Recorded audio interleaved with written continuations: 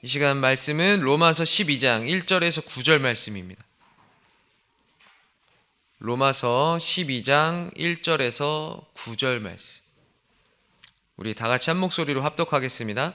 그러므로 형제들아, 내가 하나님의 모든 자비하심으로 너희를 권하노니 너희 몸을 하나님이 기뻐하시는 거룩한 산 제물로 드리라. 이는 너희가 드릴 영적 예배니라.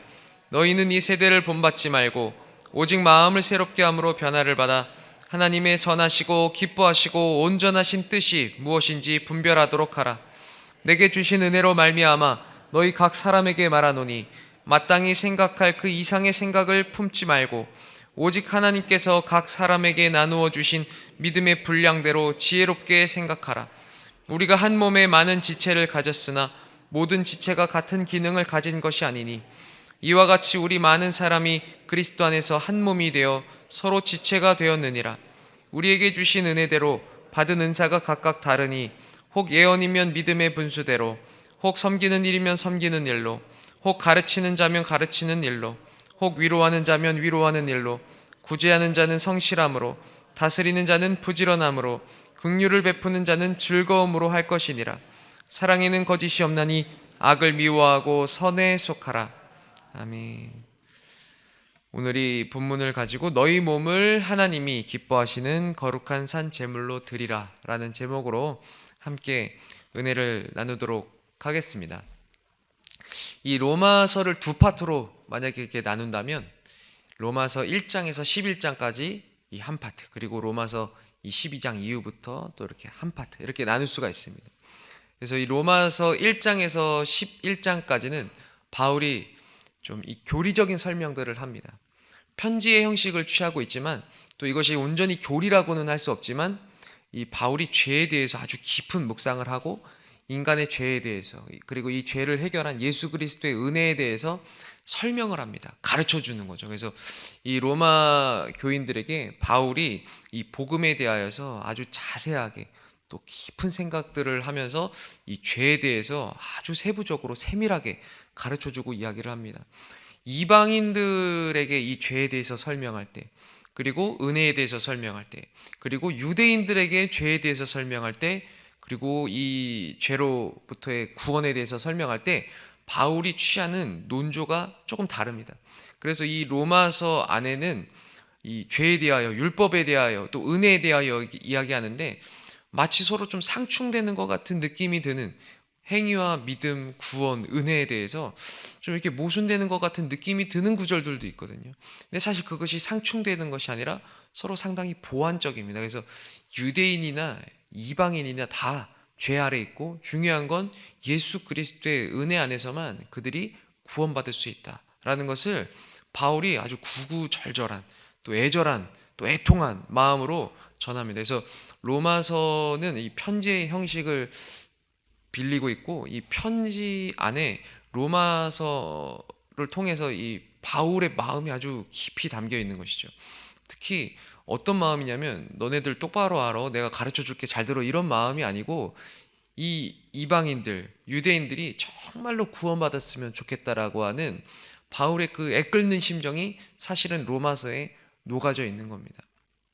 그래서 이 로마서를 아주 교리적으로만 읽는 것은 조금 옳지 못한 것이고, 교리적으로도 볼 수 있지만 사실은 이 바울이 로마에 보낸 아주 구구절절한 애끓는 심정을 가지고 그들이 정말 구원받았으면 좋겠다라고 하는 이 편지다라는 걸 꼭 기억하시면서 이 로마서를 보시면 더 도움이 많이 됩니다. 그래서 1장에서 11장까지는 이 인간의 죄, 또 인간의 전적인 타락이라는 어떤 이런 출발점에서부터 시작해서 예수 그리스도의 은혜로 말미암아서 하나님의 의, 이것을 우리가 취하는, 구원받은 성도로 거듭나는 그런 이야기들을 바울이 이제 쭉 하는 거예요.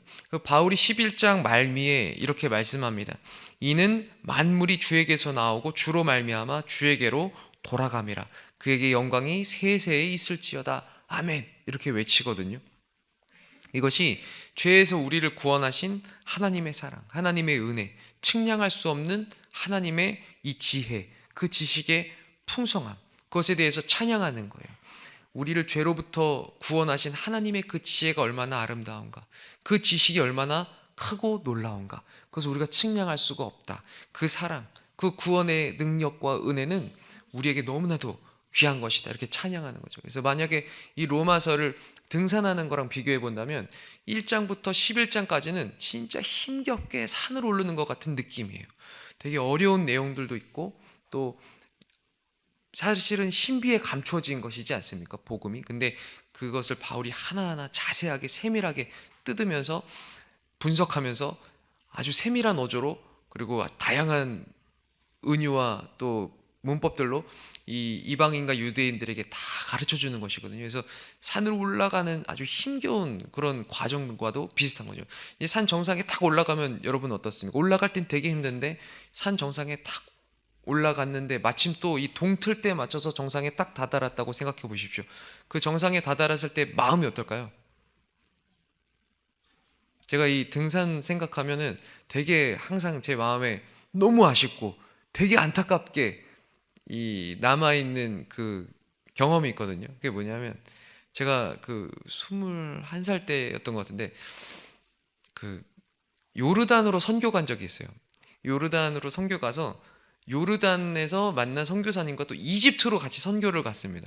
그래서 요르단에서 2주, 이집트에서 1주 이렇게 같이 선교 여행을 했었는데 이집트 갔을 때 그 선교 여행을 마치고 돌아오는 길에 감사하게도 이 현재 시내산이라고 이렇게 하는 그 시나이 반도 그쪽을 지나왔어요. 그래서 그 거기가 그 당시 이제 출애굽 경로로 이렇게 얘기했던 그 경로를 따라서 왔는데 시나이 반도에 도착해서 저희가 그날 동트는 시간에 맞춰서 이제 그 시내산을 올랐습니다. 근데 제가 거기를 못 갔어요. 거기 가고 배탈이 났습니다. 그래갖고 제가 배탈이 나서 숙소에 밤새 끙끙 앓면서 있었거든요.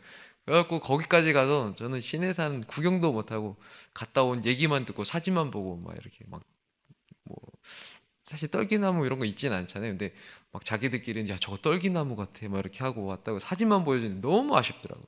그걸 봤으면 얼마나 좋았을까요. 근데 전 사진으로만 봤는데 그 산 정상에 올라서 이 해가 떠오르는 모습을 딱 보는 그 표정만 봐도 그게 얼마나 좋았을까 뭐 이런 마음이 들더라고요.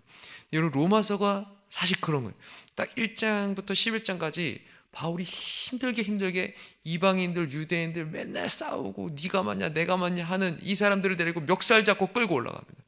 그리고 이제 이 산 정상에서 그 지혜 그 지식의 신비를 바울이 다 풀어준 거예요. 그리고 나서 유레카 외치는 거죠. 이거구나. 이게 복음이구나. 우리가 이렇게 구원받았구나. 우리가 이 죄로 말미암아 죽을 수밖에 없었던 이 사망의 구렁텅이에서 예수 그리스도의 그 사랑의 신비와 그 은혜 안에 이렇게 우리가 변화되었구나 라고 하는 이 환호를 외치는 거죠. 그래서 11장 말미에서 바울이 찬송하는 거예요. 마치 산에 올라서 야호 하는 거랑 비슷하게. 그래서 바울이 이렇게 해서 1부를 마무리하는 거예요. 그리고 12장부터 이제 2부가 시작되거든요. 이 산 정상에 올라가서 유레카를 외치고 이 복음의 신비를 다 발견하고 그 복음으로 말미암아 우리가 이제 어떻게 변화되었는지를 깨닫고 나서 바울의 시선이 어디를 향하냐면 다시 산 아래를 탁 쳐다보는 거예요. 우리가 다시 돌아가서 우리가 발을 딛고 살아가야 되는 우리의 일상의 삶을 다시 바라보는 겁니다. 이런 신분을 가지고 이제 저 삶 속에서 어떻게 살아갈 것인가, 우리가 어떤 삶을 살아가야 될 것인가를 바울이 쭉 이야기를 하는 거죠.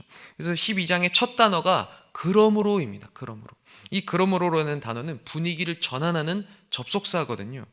이 바울이 여태까지 열심히 논증하고 설명한 하나님의 모든 크고 놀라운 이 자비, 예수 그리스도의 사랑, 이것을 경험한 사람이라면 그 삶은 반드시 필연적으로 변화돼야 된다. 이것을 바울이 선언하기 시작하는 거예요.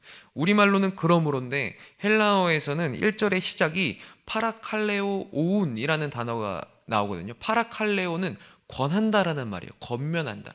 이 12장에서부터는 이제 내가 너희에게 권면할 거야 라는 거거든요. 이 두 단어가 같이 쓰일 때는 바울이 어떤 교리를 설명하고 나서 그것을 아주 실천적으로 이렇게 해야 돼 라는 것들을 제시할 때 굉장히 실천적으로 분위기를 반전시킬 때 쓰는 그런 단어거든요. 그래서 이런 사실이 있으니 이제 앞으로 너희는 이렇게 살아가야 돼 라고 간곡하게 부탁하는 거죠. 그래서 1장에서 11장까지 죄와 사망의 권세 아래서 종노릇하고 있던 우리가 이제 예수 그리스도 안에서 다 새로워졌다. 성령으로 말미암아 우리는 이 죄를 이길 힘도 얻었다. 유대인이나 이방인이나 이제 예수 그리스도 안에서 다 새로운 신분이 되었다. 우리는 더 이상 죄의 종노릇하지 않는다. 하나님께 속한 자가 되어서 이제 우리는 성령을 쫓는다 라는 이야기들을 하고, 그렇게 새로운 신분이 된 성도들이 어떻게 살아가야 되는가, 하나님의 자녀가 된 우리를 향해서 너네들 제발 이렇게 살아가야 돼 라고 바울이 진심을 다해서 권면하고 있는 거예요. 바울이 그렇게 간곡하게 권면하고 있는 게 뭐냐, 1절을 우리 같이 한번 읽어보도록 하겠습니다. 1절 시작. 그러므로 형제들아,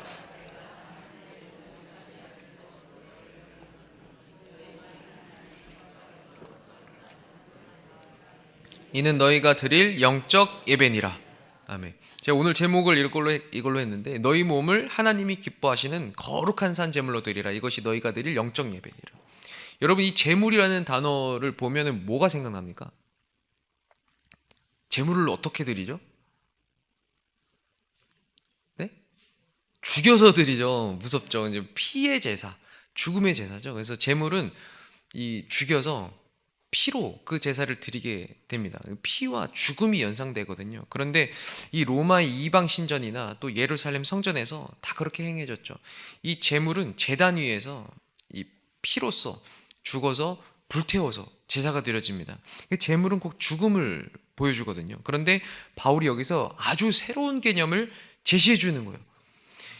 죽은 제물이 아니라 뭐라고 합니까? 산제물이라고 하잖아요. 너희 몸을 거룩한 산제물로 드리라고 이야기를 하는데, 이것이 니네 목숨을 바쳐서 드려라 라고 하는 게 아니에요. 살아있는 채로 그 제물을 하나님 앞에 드리라고 하거든요. 이 제물의 개념이 바뀝니다. 더 이상 죽어서 드리는 제사는 필요가 없다는 거예요. 살아있는 채로 이제 하나님 앞에 드려야 된다라고 하는 새로운 제사법을 얘기하는 거죠. 여러분, 이게 뭐냐면 이 피의 제사가 이제 바뀌어졌어요. 더 이상 피 흘림으로 제사를 드리지 않고 살아서 숨쉬는 우리의 모든 시간이 하나님 앞에 드려지는 제물이 되고, 직장이나 가정에서 하는 우리의 말과 행동, 거기에 담겨있는 우리의 성품들, 이것들이 하나님 앞에 드려지는 제사가 되는 거예요. 그래서 시간의 제사, 또 재정의 제사, 성품의 제사, 이렇게 바뀌는 거죠.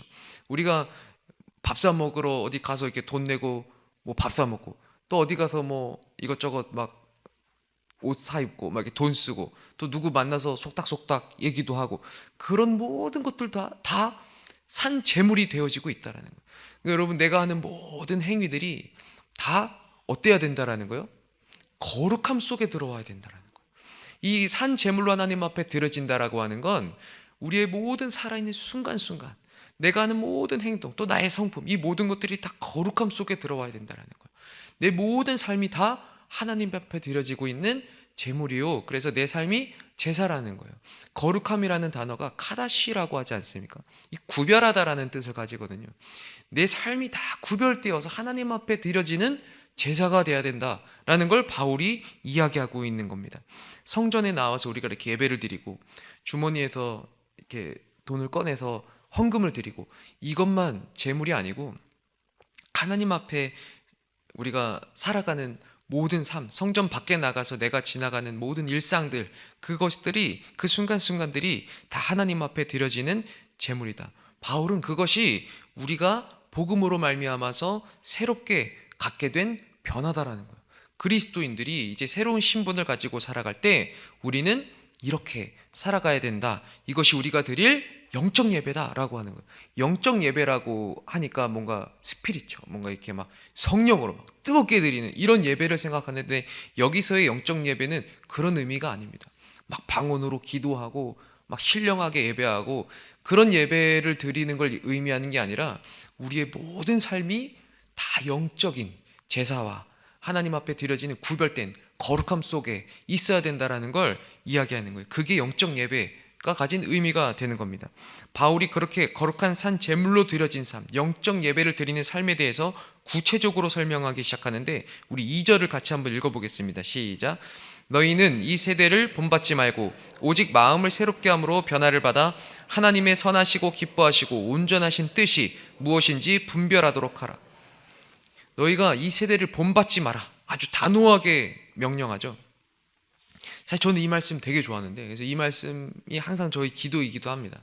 이 세대를 본받지 않고 내가 하나님 기뻐하시고 온전하시고 선하신 그 뜻을 분별하고 내가 그 뜻대로 살 수 있도록 하나님 인도해 주세요. 오늘도 내가 그 뜻을 깨닫기 원합니다. 이렇게 기도를 항상 하는데, 여기서 본받는다, 이 세대를 본받지 말라라고 할 때 이 본받는다라는 단어가 가진 의미가 뭐냐면, 이 세상의 가치관이나 이 세상이 살아가는 방식, 이 세상이 갖고 있는 어떤 로직, 그런 구조, 틀 속에 내가 다 동화되는 거예요. 나의 어떤 주관적인 가치관이나 내 고집 이런 게 없어요. 거기에 그냥 다 동화되는. 그래서 이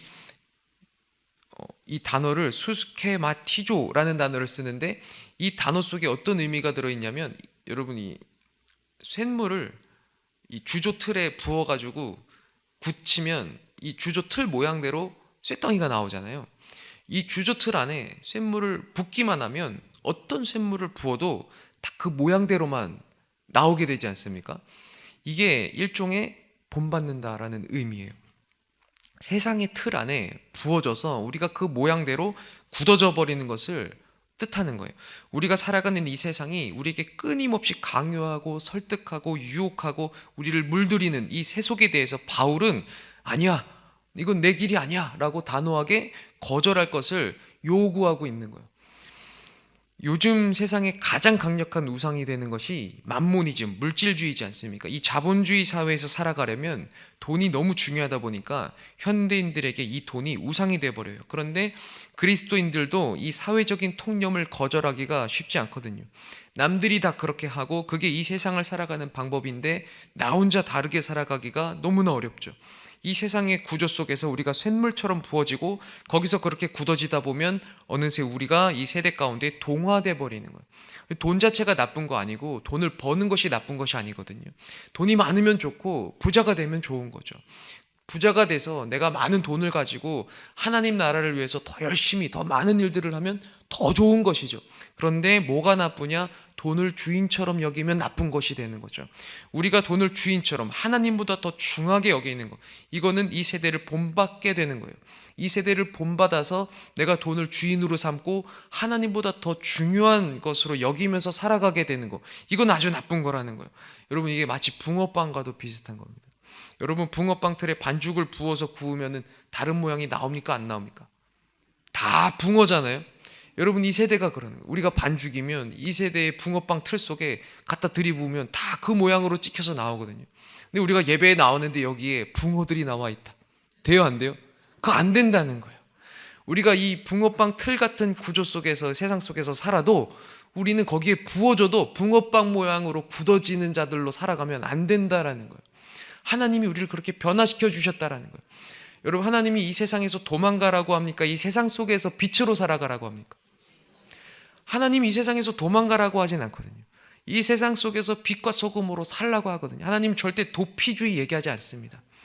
여러분, 우리가 이 세대 가운데 부어진 바 되어도 이 세대의 그 구조와 틀대로 굳어지는 건 잘못된 건데, 이 속에서 새로운 존재들로 살아가는 건 옳은 거라는 거예요. 여러분, 이 세대를 본받는 대신에 뭐라고 합니까? 오직 마음을 새롭게 함으로 변화를 받으라고 하지 않습니까? 이 변화라는 단어가 애벌레가 번데기가 되었다가 나비로 우화되잖아요. 제가 얼마 전에 그 근로자의 날 전날, 그날 저희 교육자들이 하루 좀 쉬었거든요. 그날 쉬는 날 제가 저희 애들 둘을 데리고 동물원을 갔습니다. 서울대공원에 이제 둘을 데리고 갔는데 사람이 하나도 없었어요. 그 다음날 근로자의 날 뉴스가 나오더라고요. 서울대공원 동물원에 줄이 이렇게. 그래서 야, 우리는 진짜 잘 갔다 왔다 하고 그랬는데, 근데 저희가 그 동물원 가서 저희 이제 둘째 지안이가 한 달 내내 동물원 얘기를 해갖고 제가 그날 데리고 간 건데, 정작 동물원 갔더니 동물 구경도 했는데 뭘 제일 많이 신기하게 구경 혹시 한지 아십니까? 예? 이게 뭐 시기가 그랬는지 모르겠는데 나무마다 그 아주 그 보이지 않는 실을 달고서는 쭉 애벌레가 내려와 있는 거예요. 그래서 마치 애벌레들이 다 공중에 떠 있는 것처럼 이 나무마다 다 달려 있는 거예요. 그래서 이 걸어가다 보면 애벌레가 여기 탁탁 다 붙어요. 그래갖고 그 애벌레를 피하느라고 정신이 없었는데 그 애벌레가 대롱대롱 달려가지고 뺑글뺑글 돌기도 하고 막 이렇게 제가 손에도 올려 막 주니까 막 와서 구경하고, 동물보다 이 애벌레를 더 많이 구경하고 왔어요. 근데 여러분, 이게 이 애벌레를 볼 때는 이 애벌레가 뭐가 될지 아십니까? 모르십니까? 모르죠. 지율이 지한이가 이거 찾아내라고, 얘가 뭐가 될지를 저한테 찾아내라고 얼마나 때를 쓰는지, 제가 그걸 어떻게 찾습니까? 아니 뭐 나방 되겠지 막 이러고 말았는데, 여러분 이 애벌레가 나비가 될지 나방이 될지 모르거든요. 너무 새로운 변화잖아요. 이 상상을 할 수 없는 변화잖아요. 우리의 변화가 그렇다라는 거예요. 오직 마음을 새롭게 함으로 변화를 받으라고. 근데 이전의 모습이 어땠는지 상상조차 할 수 없을 정도로 애벌레가 나비가 됐던 것처럼 너희들도 그렇게 나비가 되라는 거예요. 완전히 새로운 존재로 변화되었다라는 거예요. 이 단어를 메타모르포시스라는 단어를 쓰는데, 이 단어는 어떤 의미를 가지냐면 내면의 본질부터 근본적으로 변해서 완전히 새로워지는 것을 뜻하는 거예요. 이 단어가 아까 잠깐 나눴던 이 본받는다 라는 단어랑 아주 대비되는 단어거든요. 세상의 구조와 틀에 맞춰서 굳어지는 것, 이게 본받는 것이었으면 변화는 그 내면의 본질부터 완전히 새로워지는 것. 그래서 세상의 구조와 틀 속에 부어져도 그대로 굳어지지가 않는 거예요. 십자가의 은혜로 새롭게 창조된 우리의 마음은 이제 하나님의 선하시고 기뻐하시고 온전하신 뜻이 무엇인지 분별하여 알게 되는 거예요. 나의 손익을 계산하지 않고 하나님이 기뻐하시는가 그렇지 않은가를 생각하기 시작합니다. 세상 속에서 살아가지만 이 세상의 틀과 구조에 부어져서 굳어진 바 되지 않고 이 세상 속에서 끊임없이 뭐랍니까? 하나님의 뜻을 찾는 거예요. 하나님의 기뻐하시는 것이 무엇인가? 하나님이 선하다 하시는 것이 무엇인가? 하나님이 온전하다 하시는 것이 무엇인가? 그 뜻을 찾고 나는 그대로 살아가는 거죠. 그렇게 성도가 새롭게 변화되었다. 이것이 로마서 12장에서 바울이 제시하고 있는 그리스도인의 삶에 있어서 가장 기초적인 변화고 신앙의 자세입니다. 바울은 그 변화된 마음을 기초로 해서 3절부터 시선을 공동체로 돌리기 시작해요. 그리고 공동체에 관한 말씀을 전하기 시작합니다. 제가 사실 그래서 이제 9절까지 가야 되는데 지금 5시 57분입니다. 말씀을 끝내야 되거든요. 그래서 제가 여기까지만 하겠습니다. 여러분, 이 로마서 12장 1절 2절이 사실은 이제 로마서 12장부터 시작되는 바울의 로마서 2부의 이 서론격입니다. 그래서 제가 1절 2절을 좀 자세히 나눴는데, 바울이 12장부터 궁극적으로 얘기하고 싶은 건 뭐냐면, 야 이제 내가 가르쳐 줄 건 다 가르쳐 줬어. 더 이상 설명할 건 없어. 이제부터 내가 얘기하고 싶은 건 뭐냐? 그래서 너희들이 어떤 삶을 살아가야 되는가? 내가 그것을 얘기해 줄 거야. 그러니까 너희들 귀 쫑긋하고 이제부터 잘 들어. 지금까지는 너희들이 이해 못해서도 괜찮아. 뭐 내가 얘기한 게 좀 어려웠지, 괜찮아. 이제부터 중요하니까 잘 들어. 이렇게 하거든요. 근데 우리는 사실 로마서 1장에서 11장까지를 되게 중요하게 많이 얘기하고 12장부터는 사실 그렇게 중요하게 안 다룹니다. 근데 사실은 12장부터가 진짜예요. 12장부터가 정말로 이 성도들에게 어떤 삶을 살아갔으면 좋겠는지를 바울이 진짜 하고 싶은 얘기를 막 하는 거니까, 여러분 집에 가셔갖고 제가 이것을 얘기하지 못했지만 한번 쭉 한번 봐보십시오. 12장에. 그래서 12장부터 이 3절부터 보면 이제 이 공동체에 관한 이야기가 나와요. 너희들 각 지체들을 서로 좀 소중하게 여겨줘라. 기능이 다르고 모양이 다른데 서로 비교하지 말고 열등감, 교만 이런 거 갖지 말고 서로 귀하게 여겨줘라. 너희들 서로 정말 사랑해야 된다. 이런 이야기를 하거든요. 그래서 여러분 이 12장 말씀을 여러분 한번 쭉 읽어보시기를 바랍니다. 그래서 혹시 또 이 3절부터 궁금하다 하시는 분들은 뭐 어떻게 해야 될까요? 나중에 한번 찾아오시면 뭐 이렇게 설명하던가 이렇게 하고 제가 말씀을 여기까지 맺도록 하겠습니다. 그래서 여러분 이 로마서 12장부터도 이제 이번 주에 쭉 우리 목사님들이 설교하실 텐데 기대하는 마음으로 이 로마서를 한번 묵상해 보시기를 바랍니다. 자, 잠깐 기도하도록 하겠습니다.